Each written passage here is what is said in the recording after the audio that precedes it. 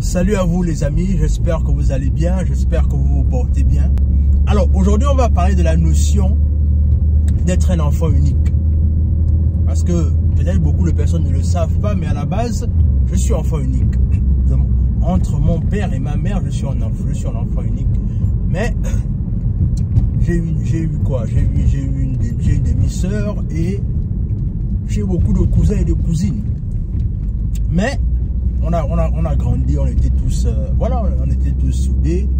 Mais il y avait toujours une réalité qui me rattrapait en tant que fils unique. C'était le fait que quand tu es un enfant unique, tu es celui-là qui ne doit pas faire d'erreur. Être un enfant unique, les gens ne réalisent pas combien de fois c'est un lourd fardeau en fait. Quand tu es enfant unique. L'enfant unique, c'est celui-là vers qui tout le monde regarde. C'est-à-dire, tu n'as pas droit à l'erreur quand tu es enfant unique. Ou bien quand tu es fille unique. Tu n'as pas droit à l'erreur. À la base, ce qui va arriver, c'est que même quand parfois tu as envie de relâcher un peu, c'est-à-dire peut-être un peu vouloir t'amuser, faire un peu de choses dans la vie. Mais le truc c'est que, en fait, la pression que les parents mettent sur toi, que ce soit direct ou indirect, ça te rappelle que, attention, peu importe ce que tu veux faire, peu importe sa façon de t'amuser, ne t'amuse pas trop parce que tu as une obligation de résultat en fait. Les amis, être un enfant unique, c'est chaud les gars. C'est-à-dire, les gens vont seulement penser, oui, bon, tu étais enfant unique, oh, toi, c'est sûr que toi, tes parents te donnaient tout ce que tu voulais, toi, tu n'avais pas de problème, voilà, mais les amis, vous vous trompez, hein. Être un enfant unique, c'est chaud, les amis. Vous savez, j'ai été tellement unique que du coup, j'ai développé des techniques d'autodéfense parce que je savais que dans le long terme, si quelque chose m'arrivait dehors, je ne pouvais pas aller me plaindre, par exemple chez mon grand frère ou même chez ma grande soeur qui va venir me prendre la part. Au-delà du fait que j'avais beaucoup de cousins et de cousines. Mais je n'avais pas, c'est-à-dire que voilà pourquoi je me lance dans le monde des arts martiaux, parce que je réalise que si je ne prends pas ma propre défense, moi-même, personne ne le fera à ma place. Et du coup, ce qui va se passer, c'est que je suis en danger même moi-même parce que je ne peux pas compter sur quelqu'un dans l'immédiat qui peut me prendre la part, comme on dit. Et c'est comme ça que j'ai dû toujours apprendre à me défendre moi-même. Mais la réalité dans ça aussi, c'est que en étant un enfant unique, tu es sur qui tout le monde regarde. C'est-à-dire, quand tu es enfant unique, on ne peut pas tolérer l'échec. C'est-à-dire, l'échec, ne pense même pas à dire du genre que tu vas échouer dans un domaine ou bien par exemple, oh si ça ne marche pas pour toi, c'est pas grave. Non, non, non. Il n'y a pas ça. Hein.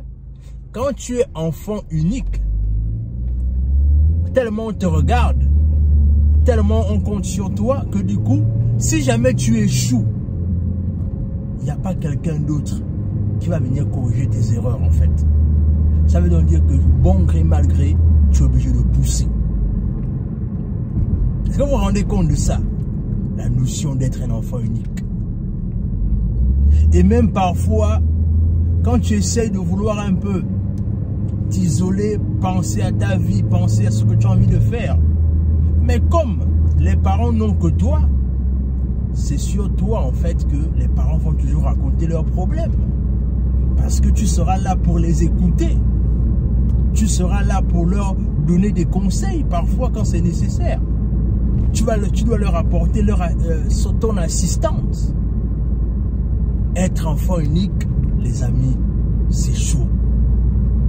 C'est-à-dire, même si tu n'as pas envie de les écouter, même si toi tu es perdu dans tes propres réalités, que toi tu veux souffler, tu veux réfléchir à tes propres choses, mais tu ne peux pas.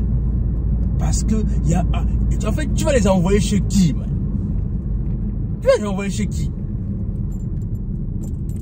C'est pas comme si il y avait un frère ou une soeur qui est là pour dire que non, si vous ne pouvez pas m'écouter, allez quand même parler, je ne vais pas vous écouter, allez parler à X ou Y. Tu ne peux pas. Tu dois les écouter. Est-ce que vous voyez ça? La notion d'enfant unique. C'est la raison pour laquelle le conseil que je vais vous donner, les amis, c'est que si vous pouvez, vraiment si vous pouvez, ne vous limitez pas à un seul enfant. Parce que les gens ne comprennent pas que avoir juste un seul enfant, c'est une grande pression qu'on met sur ce dernier en fait, ou sur cette dernière. C'est-à-dire, moi, ce que j'encourage aux gens, et là je parle de ma propre expérience, c'est que c'est parce que j'ai compris que la nécessité, il faut apprendre à avoir au moins 2 ou 3 enfants. Si vous pouvez, dépendamment de vos moyens, bien évidemment, ayez au moins 2 ou 3 enfants. Parce que le seul enfant que vous pouvez avoir, il y a trop de pression sur lui que vous mettez en fait. Vous ne réalisez pas cela. Et là, je m'adresse aux parents qui n'ont qu'un seul enfant. C'est-à-dire, vous ne réalisez pas la pression que vous mettez sur votre enfant en fait. C'est-à-dire, même quand ce dernier-là veut se focaliser sur lui, mais il ne peut pas parce qu'il y a des gens qui doivent l'écouter. Enfin, il y a des... Il doit apporter assistance aux autres. Même si parfois, il peut arriver que lui-même, il s'oublie d'abord. Mais il faut qu'il apprenne. Il assiste d'abord les autres avant de penser à lui-même. La notion de fils unique ou de fille unique, c'est compliqué, les amis. Et moi, je vous parle de ça simplement parce que j'ai grandi dans ça. J'ai grandi dans ça, en fait. Dans cette pression qui était... C'était une pression qui était toujours là, en fait. C'est-à-dire, même dans l'âge adulte, parfois, c'est toujours là. Mais parce que quoi? Quand tu es enfant unique, c'est chaud, man. Être un enfant unique. C'est pas quelque chose que je conseille à quelqu'un. C'est-à-dire, si tu as commencé à faire des enfants et que vous êtes marié, ne faites pas juste qu'un seul enfant. Ce n'est pas une bonne chose. Les gens pensent que c'est bien, mais dans le long terme, c'est beaucoup de pression que vous mettez à votre enfant, en fait. Même en ce qui concerne le fait d'avoir maintenant les petits-fils. Parce qu'il n'y a eu qu'un seul enfant, donc du coup, ce qu'on va faire, c'est qu'on va mettre la pression à celui-là, même parfois, même s'il n'est pas encore prêt à avoir des enfants et qu'il estime que non, je ne veux pas me précipiter déjà. Mais le truc, c'est que comme tu es le seul enfant là, et que par exemple, tes parents commencent à te mettre la pression en disant, oui, mais oui, bon, tu es déjà un adulte, voilà, tu as déjà un certain âge, il faut que tu commences à faire les petits-fils parce que nous, on veut voir les petits-fils et tout, on ne sait jamais, Dieu peut nous prendre, etc., etc. Voilà les mentalités dans lesquelles les gens ont grandi en fait.